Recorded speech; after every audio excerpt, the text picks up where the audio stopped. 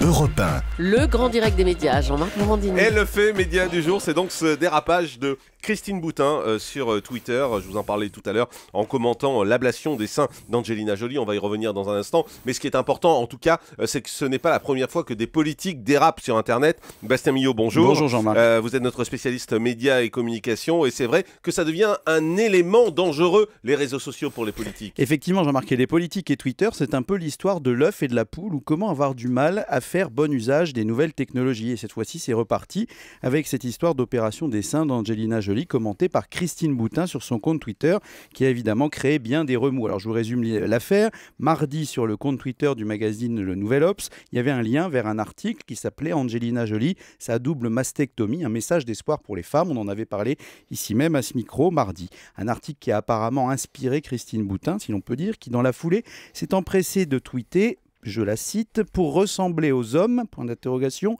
rire, si ce n'était triste à pleurer ».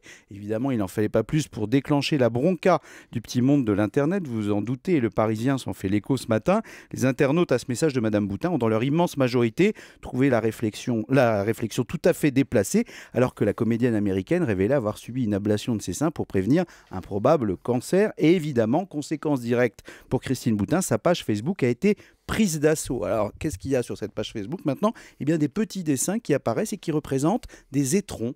À chaque fois que Christine Boutin met un message, des poupes, comme on les appelle sur la toile, fleurissent et ça donne en fait des dessins de petites crottes qui envahissent les commentaires de la page Facebook de Christine Boutin et rien ne semble freiner les internautes qui ajoutent parfois plus poétiquement des cœurs ou appellent l'ancienne ministre du Logement à plus de respect et de tolérance. On se demande bien, en tout cas, Jean-Marc, quelle mouche l'avait piqué ce matin-là. Ouais, Christine Boutin qui ajoute donc son nom à la longue liste de personnalités ayant déjà dérapé sur Twitter. Oui, c'est un festival qui n'épargne personne. Gauche, droite, hommes, femmes, jeunes, moins jeunes. Chacun y va de son dérapage. Et je vous en ai préparé un petit florilège.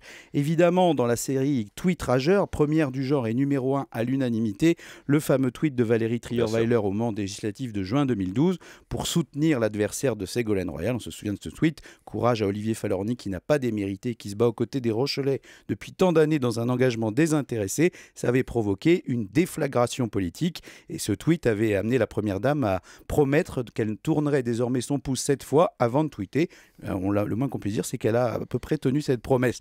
Dans une autre catégorie, on a ce qu'on appelle les tweets provocateurs et là, il y a Nadine Morano qui est un peu la championne du genre. L'ancienne ministre aime la confrontation avec les internautes qui ne partagent pas ses points de vue souvent tranchés. Donc son message sur Twitter est régulièrement provocateur de manière à susciter une avalanche de commentaires. J'en cite un parmi tant d'autres. Elle avait dit notamment l'an dernier, Twitter est infesté de gauchistes, ce qui avait provoqué évidemment des centaines de réponses, tout comme une célèbre passe d'armes avec Stéphane Guillon qui lui reprochait son imprudence au volant. Ensuite, on a la catégorie tweet acte manqué ou erreur de destinataire, ce qu'on appelle des fails.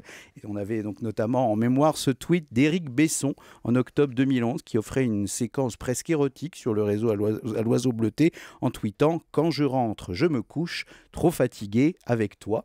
Eh bien non, c'était pas pour vous, Julie, c'était un petit mot doux bien mimi que n'importe quel internaute. Vous nous le révélez en exclusivité ce matin, nos auditeurs seront contents.